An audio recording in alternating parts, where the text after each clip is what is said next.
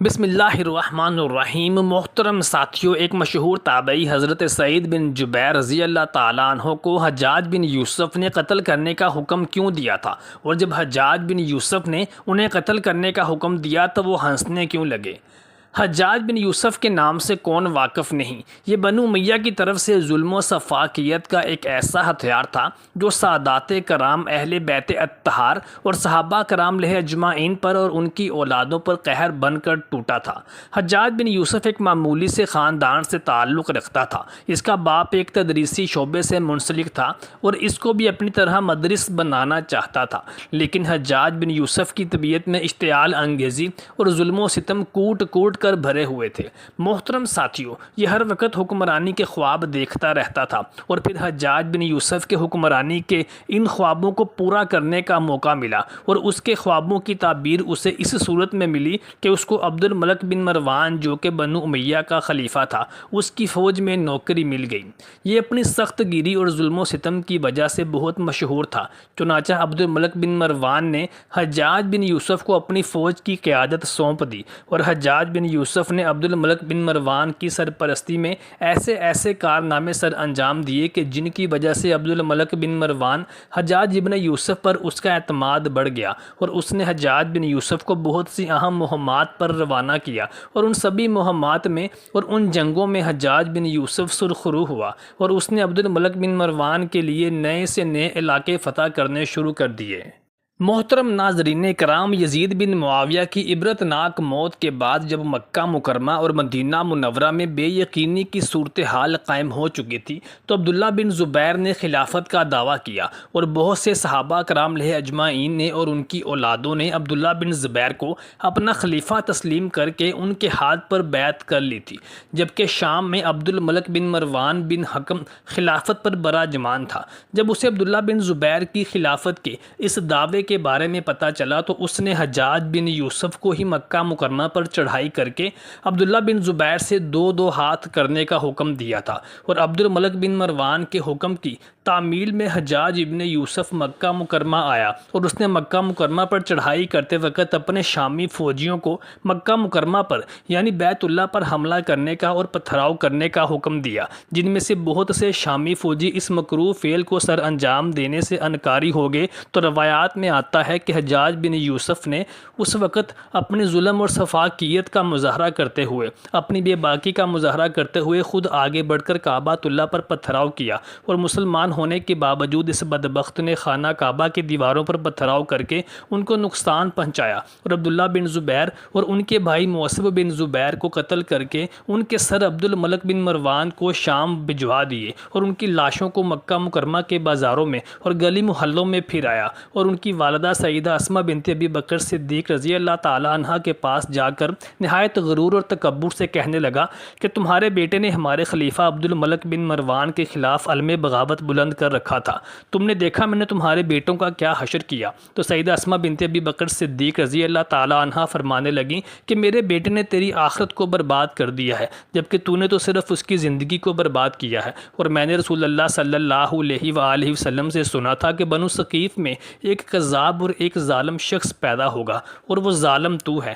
اور یہ سن کر حجاج بن یوسف کو مزید کچھ کہنے کی ہمت نہ ہو سکی، اور وہ چپ چاپ وہاں سے رخصت ہو گیا۔ محترم ساتھیو، حجاج بن یوسف اس قدر ظالم اور سفاک شخص تھا کہ یہ ایک وقت میں اپنے قید خانوں میں 80,000 سے زائد قیدیوں کو بے لباس قید کر دیا کرتا تھا، اور اس سزا میں یہ عورتوں اور مردوں کی بھی تمیز نہ کرتا تھا۔ مردوں اور عورتوں کو ایک ہی جگہ پر بے لباس بغیر چھت کے قید خانوں میں قید کروا دیا کرتا تھا۔ کسی نے حضرت حسن بصری رحمۃ اللہ سے عرض کی کہ حجاج بن یوسف تو کہتا پھرتا ہے کہ اللہ تعالیٰ 70 ماؤں سے زیادہ اپنے بندے کو پیار کرتا ہے تو وہ مجھے بھی معاف کر دے گا۔ تو حسن بصری رحمۃ اللہ فرمانے لگے اور مسکرانے لگے کہ حجاج بن یوسف یہ چاہتا ہے کہ وہ دنیا کی زندگی بھی اپنی مرضی سے بسر کر لے اور آخرت کی زندگی بھی اس کی مرضی کے مطابق اس کو مہیا ہو جائے، ایسا ممکن نہیں۔ محترم ساتھیو، ظلم کی رسی اللہ تعالیٰ خود ہی ڈھیلی کرتا ہے، لیکن پھر جب اس کو کھینچنے کا وقت آتا ہے تو پھر ظلم اور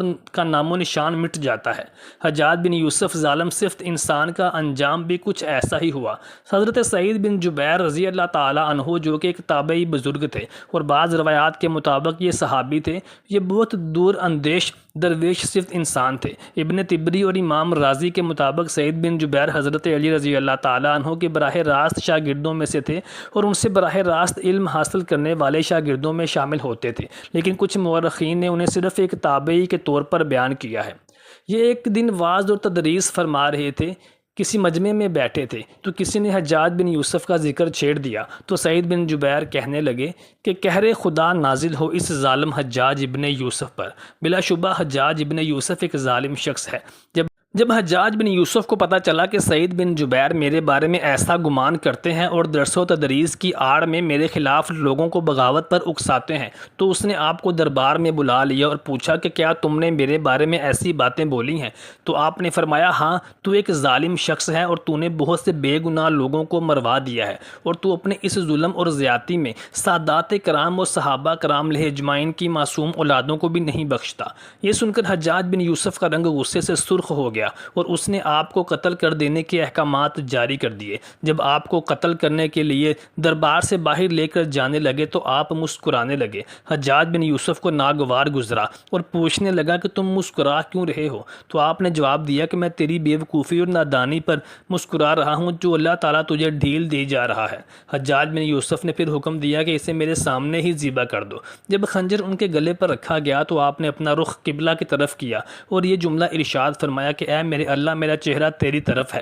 میں تیری رضا پر راضی ہوں۔ یہ حجاج بن یوسف نہ موت کا مالک ہے اور نہ ہی زندگی کا۔ جب حجاج بن یوسف نے یہ سنا تو بولا، اس کا رخ قبلہ کی طرف سے پھیر دیا جائے۔ جب قبلہ رخ سے آپ کا رخ پھیرا گیا تو آپ نے فرمایا، یا اللہ، رخ جدھر بھی ہو تو ہر جگہ موجود ہے، مشرق مغرب ہر طرف تیری حکمرانی ہے۔ میری دعا ہے کہ میرا قتل اس کا آخری ظلم ہو، میرے بعد اسے کسی اور پر مسلط نہ فرمانا۔ جب آپ کی زبان سے یہ جملہ جاری ہوا تو اسی کے ساتھ ہی آپ کو قتل کر دیا گیا اور اتنا خون نکلا، اتنا خون بہا کہ دربار تر ہو گیا۔ ایک سمجھدار بندہ بولا کہ اتنا خون تب نکلتا ہے جب کوئی خوشی خوشی مسکراتا ہوا اللہ کی رضا پر راضی ہو کر جاتا ہے۔ اور پھر تاریخ نے دیکھا کہ وہ واقعی ان کی شہادت کے بعد حجاج بن یوسف کسی اور کے قتل پر قادر نہ ہو سکا اور ابن جبیر کی شہادت کے صرف 40 دن کے اندر حجاج بن یوسف بھی ایک خطرناک بیماری کا شکار ہو کر دنیا سے عبرتناک موت مر کر گیا۔ حجاج بن یوسف کے دور میں اس کی فوجوں نے اسلام کو عرب ممالک سے اور مسلم ممالک کی سرحدوں سے نکال کر عجم تک بھی پہنچایا، جہاں کے مسلمانوں کو قرآن مجید کو پڑھنے میں دشواری محسوس ہوتی تھی۔ چنانچہ اس مشکل کا حل حجاج بن یوسف نے اس صورت میں نکالا کہ اس نے قرآن مجید پر اعراب لگوا دیے۔ اللہ تعالیٰ نے اسے بڑی فصاحت اور بلاغت اور شجاعت اور بہادری سے نوازا تھا، اور حجاج بن یوسف حافظ قرآن بھی تھا، شراب نوشی اور بدکاری سے بچتا تھا۔ وہ جہاد کا دھنی تھا اور فتوحات کا حریص تھا، مگر اس کی تمام اچھائیوں پر اس کی ایک برائی نے پردہ ڈال دیا تھا، اور وہ برائی یہی تھی کہ حجاج بن یوسف بہت ظالم شخص تھا۔ یعنی کہاں ایک طرف تو موسیٰ بن نصیر اور محمد بن قاسم جیسے بہادر اور قابل جرنیل حجاج بن یوسف کی سرپرستی میں کفار کی گردنیں اڑا رہے تھے، اور دوسری جانب حجاج ابن یوسف خود اللہ تعالیٰ کے بندوں کو، اولیاء کرام کو، علماء کرام کے خون سے ہولی کھیل رہا تھا۔ مختلف روایات میں آتا ہے کہ حجاج بن یوسف نے 1,20,000 انسانوں کو بے قصور شہید کروا دیا تھا، لیکن اس نے جو آخری ناحق قتل کیا تھا وہ عظیم تابعی اور زہد و تقوی اور پارسائی کا معصب انسان حضرت سعید بن جبیر رضی اللہ تعالیٰ عنہ کا قتل تھا۔ ان کی شہادت کے بعد حجاج پر وحشت سوار ہو گئی تھی، وہ نفسیاتی مریض بن گیا تھا۔ حجاج بن یوسف جب بھی سوتا تو سعید بن جبیر اس کی خواب میں آ کر اس کا دامن پکڑ کر کہنے لگتے کہ اے دشمن خدا، تو نے مجھے کیوں مروا دیا؟ میرے ساتھ تو نے کیا کیا؟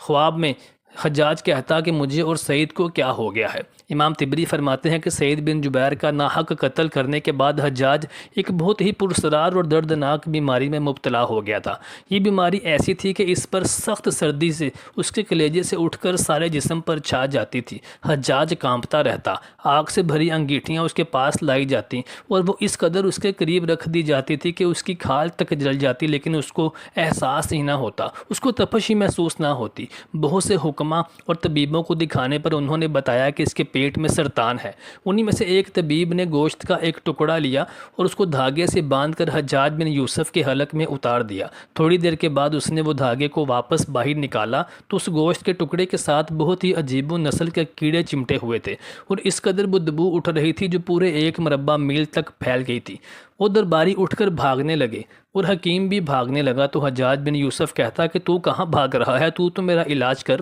وہ حکیم کہنے لگا کہ اے حجاج، تیری بیماری زمینی نہیں آسمانی ہے، اللہ سے پناہ مانگ۔ حجاج جب مادی تدبیروں سے مایوس ہو گیا تو اس نے حضرت حسن بصری رحمۃ اللہ کو بلوایا، ان سے دعا کی درخواست کی۔ وہ حجاج کی حالت دیکھ کر رونے لگے اور فرمانے لگے کہ میں نے تجھے منع نہ کیا تھا کہ تو اللہ کے نیک بندوں کے ساتھ ظلم و زیادتیوں کے پہاڑ مت توڑ، ان پر ظلم نہ کرنا، لیکن تو باز نہ آیا۔ حضرت سعید بن جبیر رضی اللہ تعالیٰ عنہ کی وفات کے 40 دن کے بعد حجاج بن یوسف کی بھی دردناک موت ہو گئی تھی۔ جب اس نے دیکھا کہ بچنے کا کوئی امکان نہیں ہے تو اس نے اپنے قریبی عزیزوں اور رشتہ داروں کو بلایا، جو بڑی کراہت کے ساتھ حجاج کے پاس آئے۔ ان کو کہنے لگا کہ جب میں مر جاؤں گا تو رات کو میرا جنازہ پڑھانا اور صبح ہو تو میری قبر کا نشان تک مٹا دینا، کیونکہ لوگ مجھے مرنے کے بعد بھی میری قبر میں بھی مجھ کو نہیں چھوڑیں گے۔ اور اگلے ہی دن حجاج بن یوسف کا پیٹ کے سرطان کی وجہ سے پیٹ پھٹ گیا تھا، جس سے اس کی دردناک اور عبرتناک موت ہوئی تھی۔